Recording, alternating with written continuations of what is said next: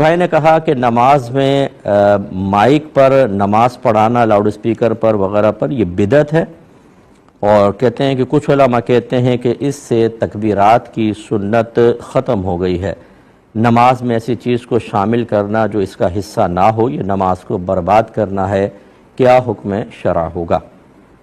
دیکھیں، پہلی بات تو ہے کہ یہ واقعی بدعت ہے، کیونکہ نبی کریم صلی اللہ علیہ وسلم کے بعد جو کچھ دین اور دنیا میں نئی چیز ایجاد ہوئی اس کا نام ہے بدعت۔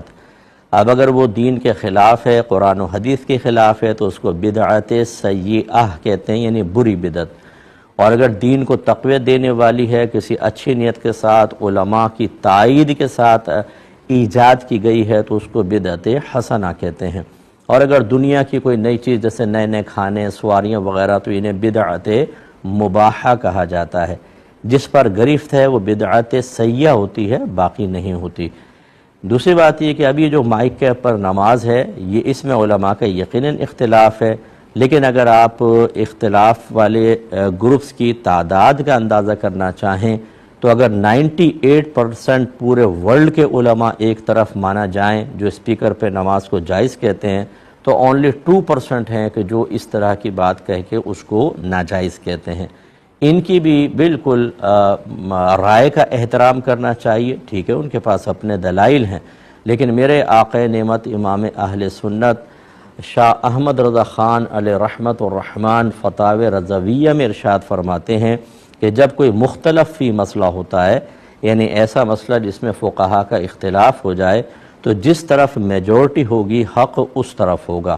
تو دنیا بھر کے 98% علماء، عرب علماء، عجم کے علماء، یہ سب گمراہ ہوں اور اونلی 2% صحیح رائے رکھتے ہوں، یہ ویسے بھی آپ غور کر لیں کہ مناسب نہیں ہے کہ یہ 2% اونلی یہ کہیں۔ وہ اپنے موقف پہ قائم رہے، ٹھیک ہے، ان کی مرضی ہے، حالانکہ ہونا تو اصول کے مطابق چاہیے کہ جب 98% ایک طرف ہیں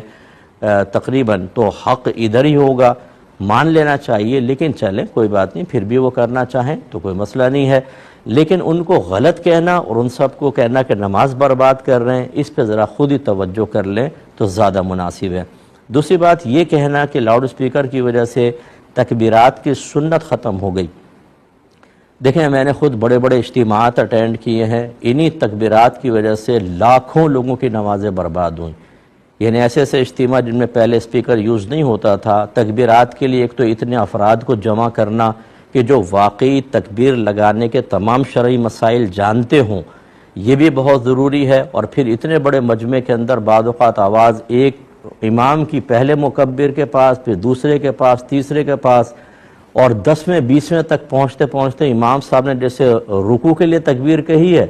وہاں پہنچتے پہنچتے یہ کھڑے بھی ہو گئے، رکوع میں سجدے میں چلے گئے، وہ ابھی رکوع میں جا رہے ہیں۔ اس طریقے سے نمازوں کی بربادی کا سامان ہوا۔ جب جدید ٹیکنالوجی موجود ہے اور اس میں علماء نے تائید بھی کی ہے تو اس سے استفادہ کرنا ہی سمجھداری ہے۔ بہرحال مسئلہ وہی ہے جو ہم نے آپ کی خدمت میں ذکر کیا، جو نہیں کر رہا اس سے لڑے نہیں، آپ کرتے رہیں، یہ بالکل جائز ہے۔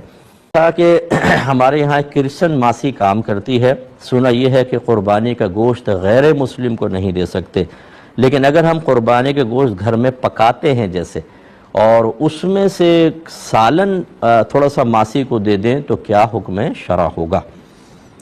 دیکھیں پہلی بات تو یہ کہ قربانی کا گوشت اگر مسلمان موجود ہے تو اسی کو دینا چاہیے، غیر مسلمین کو نہ دیا جائے۔ لیکن دیں گے تو کوئی گناہ نہیں ہے، لیکن بہرحال یہ مسلمان کو دینا چاہیے۔ اس کو بعض علماء نے لکھا ہے کہ مسلمان کے موجود ہونے کے باوجود غیر مسلم کو دینا حماقت ہے۔